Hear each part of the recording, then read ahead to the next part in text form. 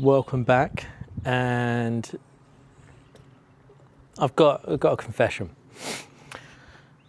I've sold the CBR 600 F4 and I've sold the GSX-R 400, and the reason for that was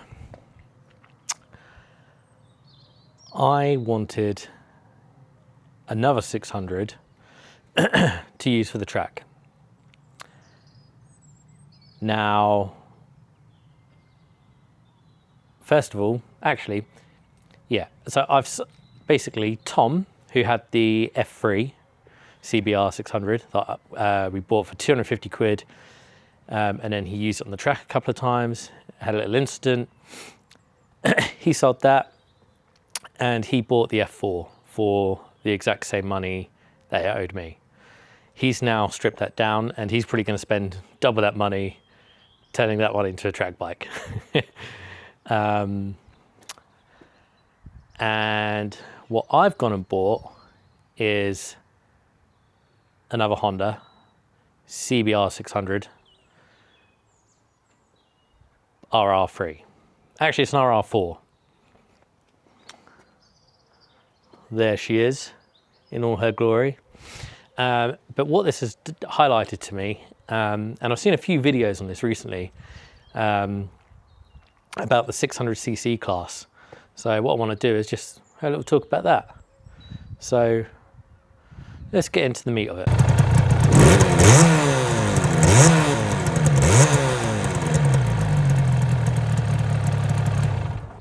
So I guess for me, the real question is the 600cc class dead? And is it because 1000cc's became such a good class that we didn't need 600s anymore? Or was it something else? Or is it that 600cc class is still very much alive? As I said, I've just bought this CBR 600 RR4. And during the experience of buying it, it's highlighted a few things to me. Things that might be or might have killed or contributed to killing this class.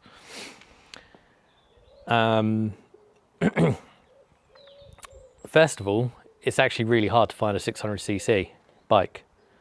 I could find 650s, I could find 700s, I could find all the A2 bikes. And I didn't want an A2 bike, I wanted a thoroughbred Supersport 600, hence the CBR 600RR. I've had one of these before, this shape, cracking machine. I've had R6s, I've had GSX-Rs.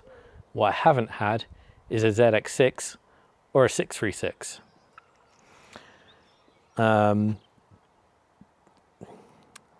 First thing I found after buying this bike was insurance costs. I can insure my, let's say for example, my GSX-R 400, I insured that for under £100 for the year. Quotes for this, first of all, the people who are insuring the GSX-R wouldn't insure this. I even tried switching it around on a couple of other policies I have for other bikes. They wouldn't insure it. Then I got some quotes back for about £700, which seems mental. I don't pay that much for any insurance. And then eventually I got insurance on this, third party fire and theft, £200. So I think insurance on this class of bike is probably something that isn't helping. But yeah, I found that trying to find these bikes, you know, these super sports, they were in their prime in between sort of 2000 to 2012, maybe 15, something like that. And then they stopped making them. they started making these 650s and these horrible parallel twins. So I think something that contributed to it was the A2 license. You can't ride this on an A2. You can't restrict it to fit an A2 compliance. So it makes it less desirable. People aren't, I couldn't find very many bikes in the 600 class for sale. I couldn't find many R6s, and if I did, they were normally clapped out. There was only maybe 3 600 RRs that I could find within my price range, which I will go into in a minute. Yeah, funnily enough, I looked a little bit into how many are left, and you can see the declining numbers, but the how many left stats are how many are registered like legally on the road. I think that's how I understand it, because the numbers sort of goes a bit like that. Now, there's actually not that many 600 RRs left. I'm going to put some numbers up on the screen. There's also, I'll also do the same for the R6, because the numbers quite drastically go down. And then if you compare it to, say, the CBR 650, those numbers are quite strong, even for like the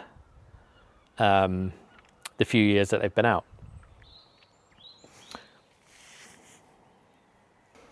So let's talk about what made these bikes popular.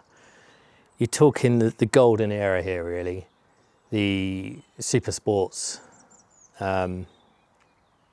racing. So you're talking the big four. You've got the Honda CBR 600 RR, you've got the Ninja ZX-6, you've got the Yamaha R6, and you've got the GSX-R600. Now, obviously, what made them popular is they were cheaper, they were lighter, they were easier to handle in comparison to a 1000cc. But then, as things progressed, 1000cc's became more rideable. They were less aggressive. They had more mod cons, and the price gap between them sort of closed down a little bit. It was like, well, why buy a 600 when I can have 1000? So I think that started to sort of push this market one direction.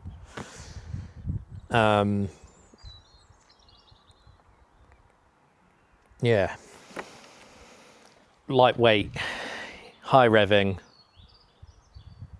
It was just everything in the package that you needed.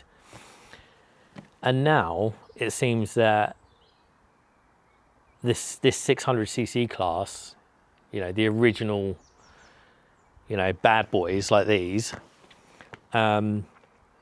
people started to move away, and they would go over to the naked bikes. So when we look at these naked bikes, we've got this Triumph Street 765 RS, which I don't really show very much on my channel, and I don't ride it very much. Obviously this wouldn't be a contender for this, but the 675 was, as a street triple. You had the speed triple 1050. They were like the classic hooligan bikes. They were great. And the thing is, if you crashed one of these, you didn't want to claim on the insurance, or a lot of people didn't. So all they did was take the fairings off, put a headlight on the front, and then you've got a naked bike. Oh, and put some straight bars on. Well, people soon realized, instead of making one, just buy one. So these became popular. And I think that also contributed to it. So a friend of mine, Simon, from Re Motorcycle, I watched his video a second time recently to look at the comments and see what his thoughts were. And he made a comment, and let me just see if I can find it quickly, that 600cc superbikes Supersports evolved with the times, or it's something along them lines. I disagree. I think they're now a niche, a bit like my two-strokes. The people that want them and the people that own them now either want to relive times from back when, or they're great track weapons. That's where you find these bikes now. You're not buying them to ride them on the road. You go to Brands Hatch or any track, you're going to find these bikes there. So I think that's what happened. I think the A2 market killed it. Insurance killed it. The naked bikes killed it. And the 1000cc bikes killed it. Because why would you pay a couple of grand less for a 600 when you can have the 1000 version? And if you didn't want that and you wanted the more upright bike, hooligan bike, then you buy something like that anyway. So I think these are a niche. I think the market for these is dead. I know this because I was searching for one. So this bike was up for sale for £3,000. I paid £1,900.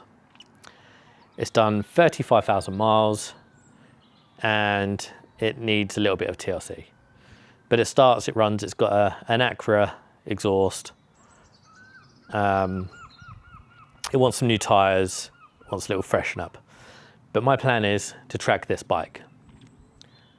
So that's what's happening to these bikes.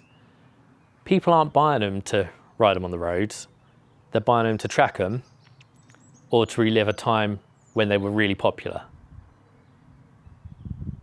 What's your take on that? Do you think I'm wrong? Do you think Simon's right? Do you think something else?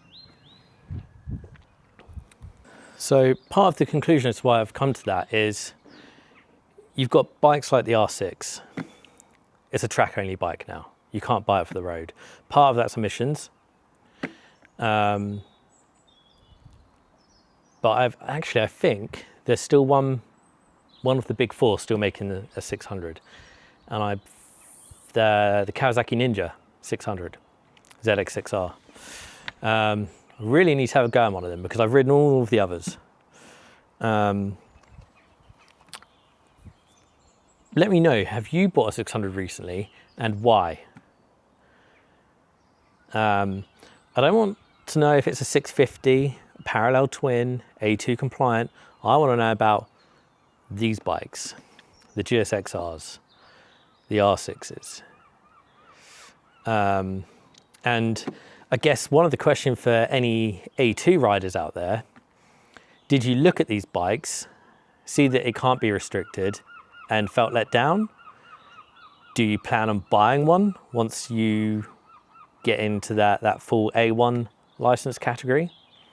Or are you just going to jump that altogether because it's old hat? So I think to end this video, R600's dead. I think they're dying. They got left behind. They don't get the R&D anymore other than on the R6 and obviously the ZX-6R, which I think maybe they stopped doing anything on in 2024. I might be wrong. Yeah, let me know your thoughts. Really interested to know. And I'll catch you on the next video.